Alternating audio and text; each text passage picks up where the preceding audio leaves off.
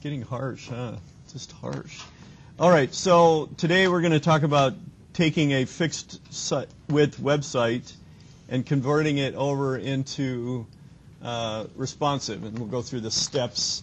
There are hundreds of ways to do this, and I'm just going to show you one, which is basically the way that Ethan Marcotte describes how to do it in his article. And then once we do that, then we'll add media queries depending on how long this takes today. We'll do the media queries tomorrow. So this is the template I'm going to use. It's a free template from ostemplates.com. It's called Basic 85, and I figured this is simple. I don't care about the images. I just want some images to play with. And it has, you know, the images are called, well, you can see it here, 215 by 150. You know, this is really simple text link. I don't care what the text links are. I don't want to get wrapped up in the content. I want to get wrapped up in what things are doing on the screen. So that's the one I'm using. It's on that special drive that I showed you. And if you download it, this is what you get. This is the data. They've got images and some style sheets, the index.html, the actual script itself. So let's play with that. Move this out of the side. And we want to move these things into our project. So I created a new project in PHP Storm. And I can basically, hopefully, just drag and drop these guys in here into that project and just say, OK. Create a new project. Move failed. How about that? Yeah. Doesn't like that. So instead, I could do that, but I want to move my stuff into it. So I don't want to move my project. So I'm going to create a file called CSS and a folder called JS and a folder called images, and we'll try it again.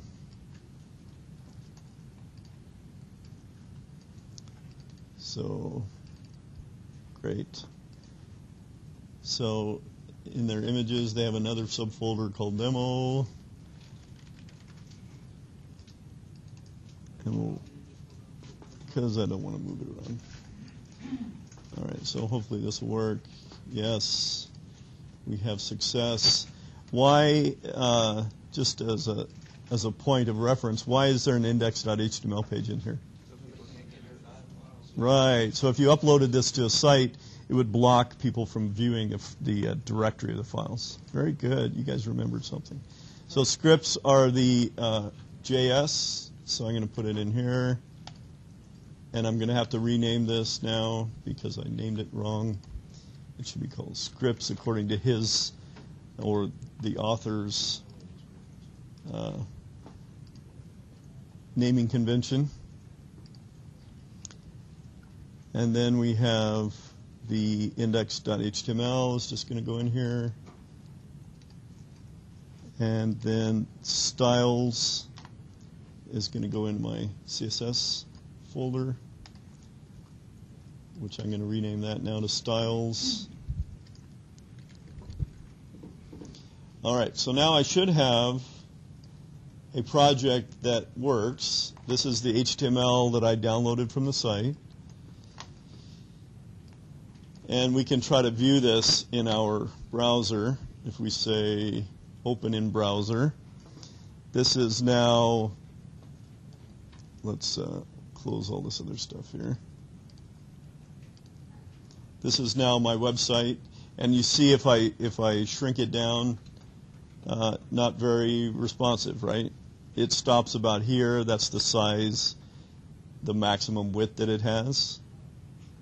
All right, so non-responsive, right? So let's start by, remember we had Sass installed before, and so we're going to use that, and that's in the style sheet. So what I need to do is rename my style sheet to be called SCSS. So I'll add an S to this, and now this will allow me to use Sass programming. You looked at the best template there is, Yeah. So here's, it compiles it. I say I want to add a watcher, and that will, in the background, every time I change this, will compile the SCSS file into a Sass, into normal CSS, right? Everybody with me on that? So I don't like the way this is all laid out. So nice thing about PHP Storm, first thing I'm going to do is reformat the code. Now that's the way I like to see CSS, right? A lot better. So there we go. And if I look at this, it has already compiled this into this layout.css, which looks the same. Obviously, I haven't done any sassy type stuff yet. But that would be the file that I'm going to actually look up. Right? Any questions about this so far? All right, so let's see also a nice feature about PHP Storm and Chrome is that they have this live editing. So let's see if we can get this to work. I had trouble with it before, but in PHP Storm 6 anyway, I was able to get this to work. So let's try this. So under the settings, this little wrench, I want to come down and see if I remember where it is.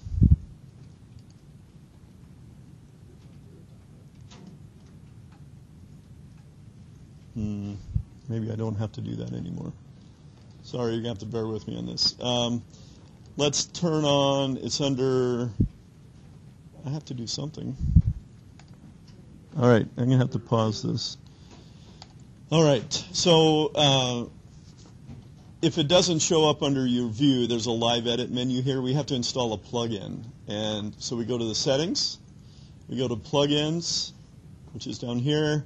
We go to browse because it's not supplied. We're going to browse the repositories. And there's lots of plugins. We want to have the live edit plugin here. And it talks about it here. And we just want to double click it. Say, want to install, yes. And then this, it should show up in here now, here. And we say apply. And it says restart. So, okay, we'll restart.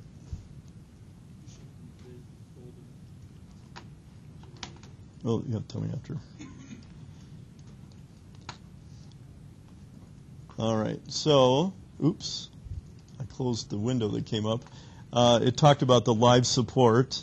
So now I can say I want to live edit this file. And if I have my browser open, I can say, let's open it in the browser, make sure that I have that one live edited.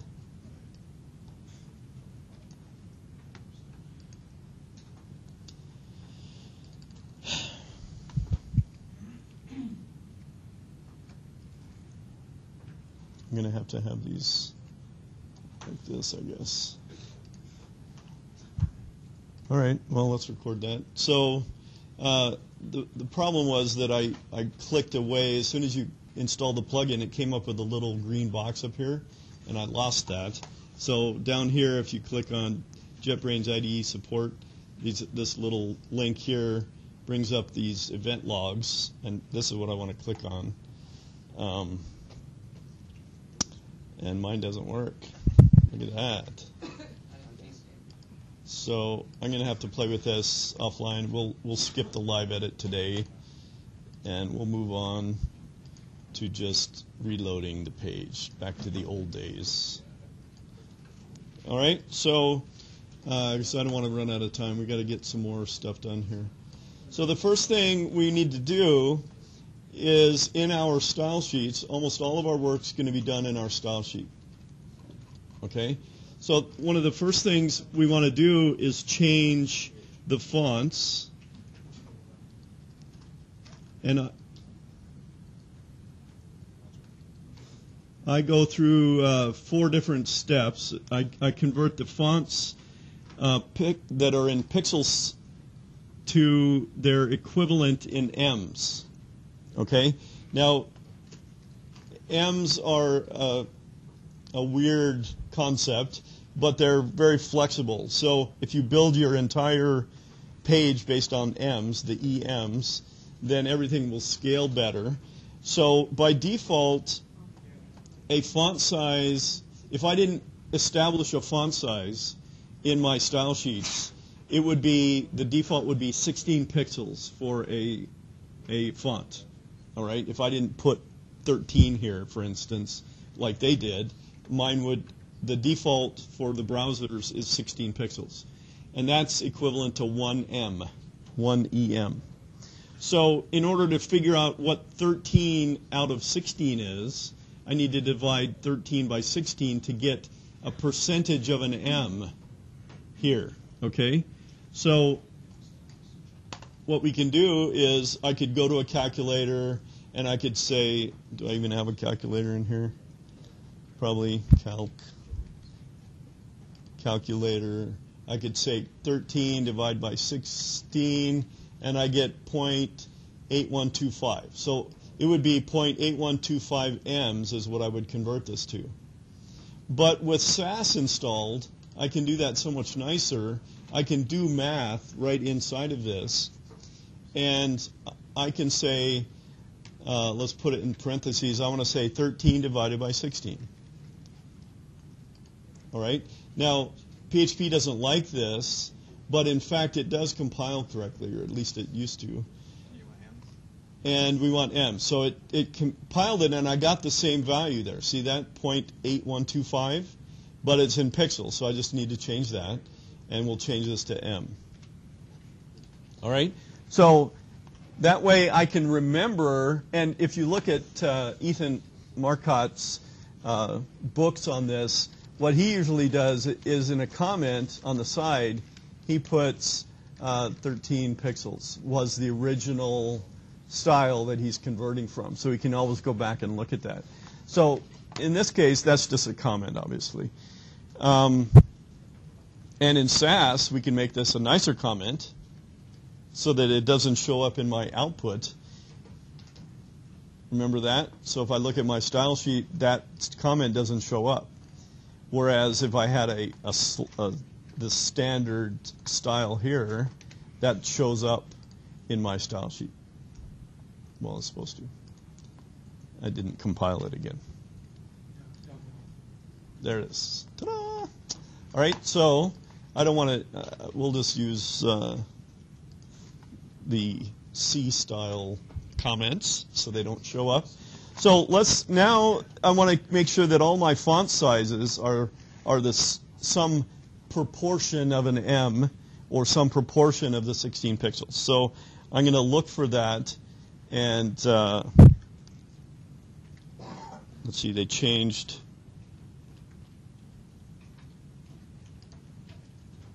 the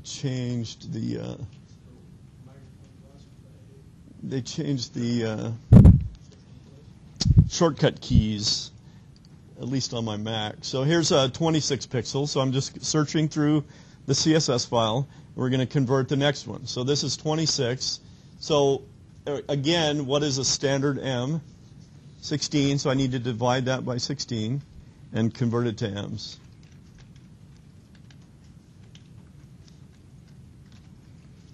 All right? Yes, because, well, I don't know, actually. Let's try it and see.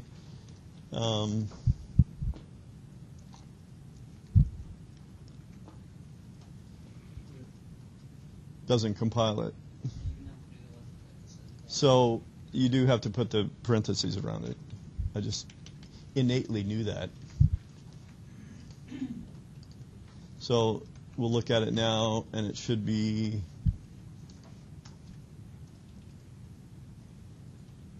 1.625 M, right? Because 26 divided by 16 is bigger than 16, so it's a 1.6 M.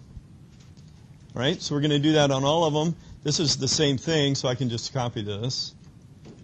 for my 26 pixels. You can just do a search and replace. You could do whatever you want. The 16 pix is going to be a 1M, so I don't need to do any calculations on that. This is going to be 26. This is going to be 26. The 12 is a new one, so I need to divide 12 by what? 16.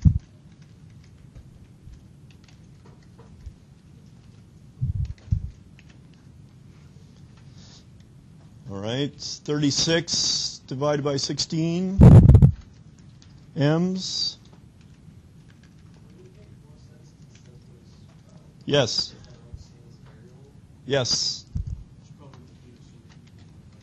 Yeah, the question was, would it make sense, since we're using SAS, to turn these into variables? So yes, we certainly can do that. And I leave that for you to do. I just want to make sure that we get them all correct here.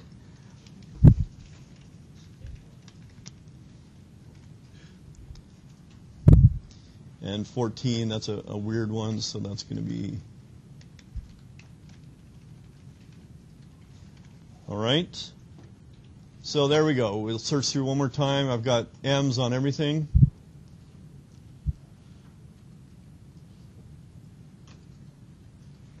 All right. So let's go and reload my page.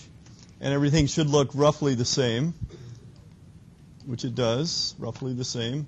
Still not responsive, but at least our fonts are relative to an M now. All right, any questions on what we've done there so far? Why did you not do it to the other margins? We're getting there. Do the fonts first. We're getting the fonts first. That was my Mac telling me what time it was. So the next thing we want to do is work on the... no, it was not my phone. You don't want to find out. No. So the next thing we want to do is work on widths. And this gets a little more complicated because we have to worry about the context of where an element resides. So this gets a little more in depth. And there's an equation that Ethan Marcotte came up with that you should memorize, which is the target size. Let's see, where is it? I lost it.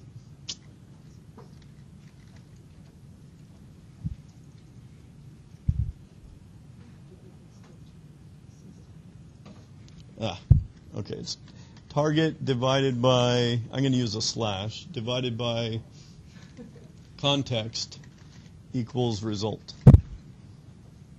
Or in programming terms, I like to do it this way. Result equals target divided by context. All right?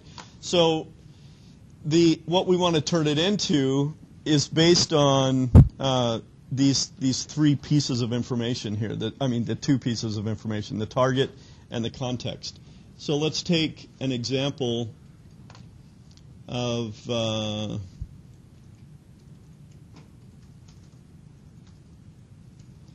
and let's see.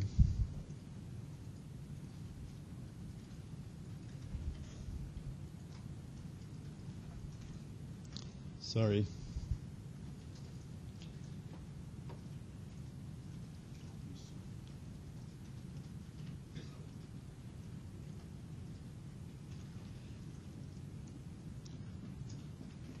So in the font world, this was the target, and we divided it by its context. So context, remember I said 16 pixels was 1M, so that's how I came up with that. The target, this is what I want it to look like. This is dividing it by its context, and that comes up with the results that I put for my M's. So for a margin, it's the same thing. Here a margin is 0. No, we're going to do widths first, sorry. We're going to do widths. So I look for anything that has a width on it, and we're going to turn these into percentages instead of just a decimal point. So these are going to be percentages based on the entire width of our browser, right? Because as our browser shrinks, that percentage is going to change. Because that's the way I want to do it. You can do M's, but it's more complicated. Percentage means I want to take up the full width that I can. And M is always going to be a little different than that. So that one's okay. I can leave it as 100%. Now here's one where I have the width, okay? So the problem is I need to know where this context is. What is this width applying to? Well, it's applying to these three IDs on my page, header, container, and footer. And what is its parent? It's the 100%. It's the body tag, right? So the parent of this is its context. So since I have 100%, I just have to come up with some number less than that. So I need to come up with some percentage here. And this is the only one that makes it a little more difficult. You can do this by trial and error, but it's about 90%. It looks right. And this used to be 960 pixels. All right, so now if I reload this guy, you see that my widths have changed based on percentage, and everything is starting to flow differently. Look at that. Is that better already? So the width is no longer fixed at 960 pixels. It's fixed at a 90%. It's percentages of the screen resolution or the browser viewport that I'm looking at. So let's look for another one. Any questions on that one? On that one, you do. That one you have to guess a little bit, okay? Because 960 was some percentage, and you just want to, you don't want it to be 100%, because you want to have some surrounding this thing, but you could make it 100% if you wanted to. But yes, you're guessing on that one, just on the fixed width.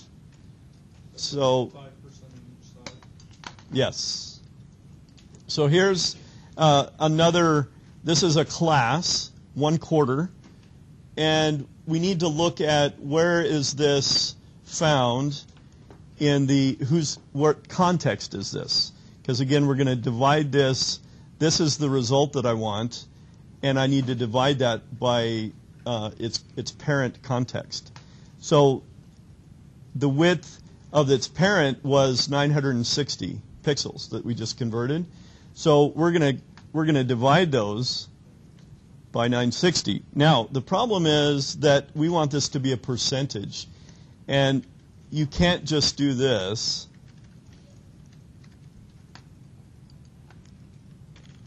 Because it has a problem with converting that. It doesn't understand that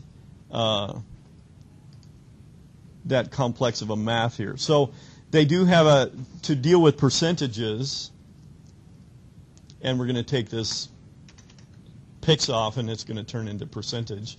What we have is a method in SAS called percentage that takes care of this for us.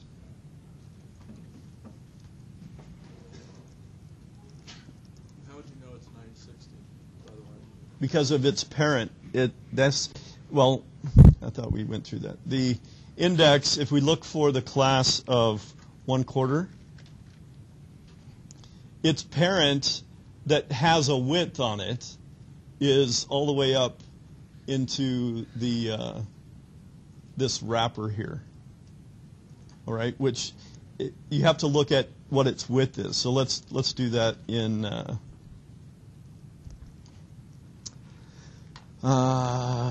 Chrome DevTools.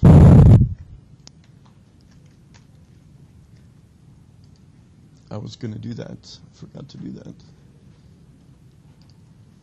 So let's look at our developer tools, and you guys should have all gone through that video on how to use these, right? So I'm going to look at some elements on the page, and let's say the 1/4 was one of these divs in here.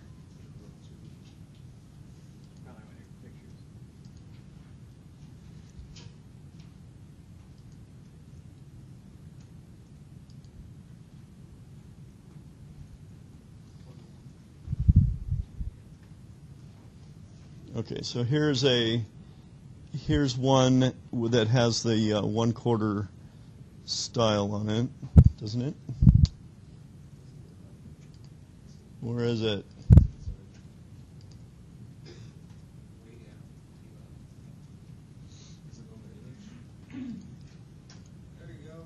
Yay. Where is it? Ah! All right, here we go. There we go. So this is the style that we're trying to deal with, 1/4. And the 1/4 has a width of 225 pixels. And we need to look up the line to find out who has a width built into it that's not just inherited. Okay, so this is not a specified width. So the figure doesn't have a width on it. The article doesn't have a width on it. The section, you see we're going up the DOM, up the structure, the hierarchy. This doesn't have a width on it. Oh, it has 100%, okay? So the 100%, again, we were assuming was about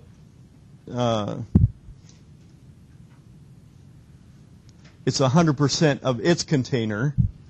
So the context is the difficult thing to figure out here, right? The 100% of its container was the body, and that's 960 pixels. So you can traverse up the line here to find out what the original size is.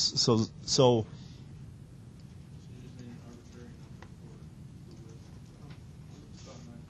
no, because that's what it was. That's what we converted last time.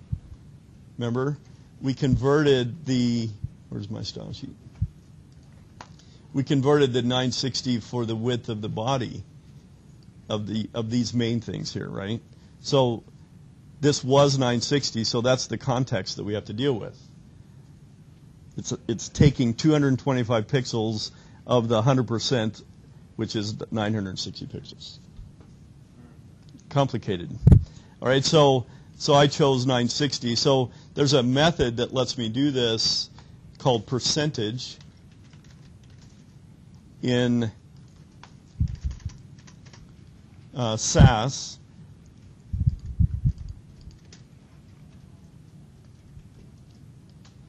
Why doesn't it like that?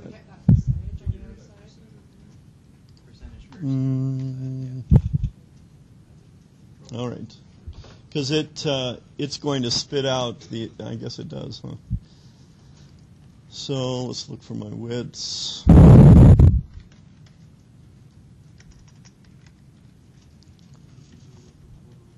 All right, so this is what it came up with, 23%. And again, Ethan Marcotte says leave the values there. And if you did this in a calculator, you might have 10 or 15 digits of precision. And he says just copy and paste them in there. Don't worry about it. Let the browser round it up to whatever it needs to be. All right, so. Those quarters, like the 470, you still divide that by the 960? Yes, so these are all the same context. So we're going to do the same thing with these.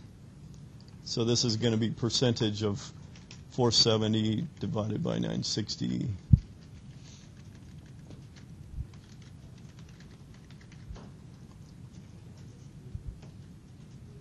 And this is going to be percentage. IntelliSense doesn't work on that one here either. Of, what was it? I lost it already. Of 715 divided by 960. And this is going to be 960 over 960 is going to be what? 100%, right? See, you guys do know math. It's a miracle. Yes, you could. You could definitely make that a variable.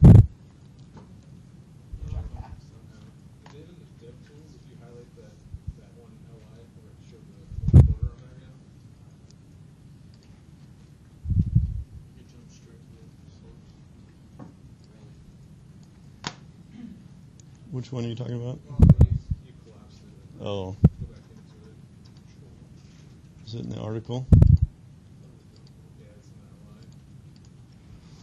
So, shouldn't it, usually it'll tell you what it's overwriting. Right, and it didn't. You mean there was a width down here? Yeah, and there wasn't, so that's why I went all the way back up to the top level, which was 960 was my width, because I chose that. So, well, now I've changed it. It's now 23%. But there should still be one crossed out somewhere in there saying that your percentage overwrote the one that it got inherited. Yeah. I don't see one.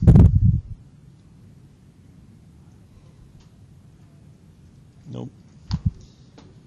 All right, so we've done, let's see, so this width is 100%, so we leave that one alone. 100, 100, 100. So I've changed all my widths now to 100. And since you guys like SAS so much, let's do that. Let's change some of these variables.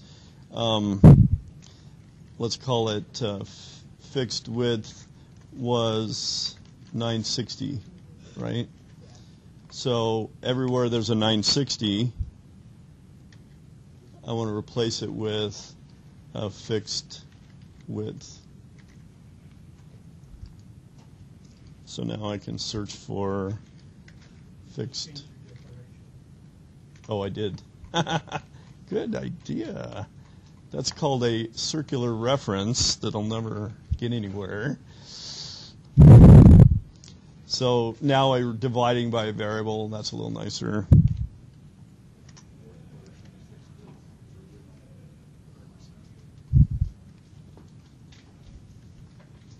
Say that again.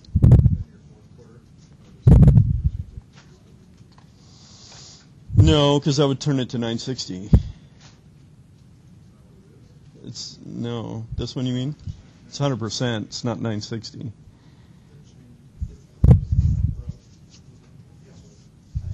All right. So let's reload. Make sure that my little change worked. All right. So it's looking good, and it's starting to collapse on itself, which at some point in here we'll add a breakpoint using the media queries, and we'll start to fix those so that they float on top of each other. Let's look at the text links. So things are starting to flow. You see this box now shrinks relative to its container. So that's good. That's what we were trying to achieve. And at some point we might rearrange the HTML completely, or the CSS completely anyway, to stack on top of each other and things like that. All right, so that's as far as we get today. The next thing we're going to do is the paddings and the margins. And the final thing we'll do is change the images so that they can be slightly responsive as well. Okay? That's enough for today.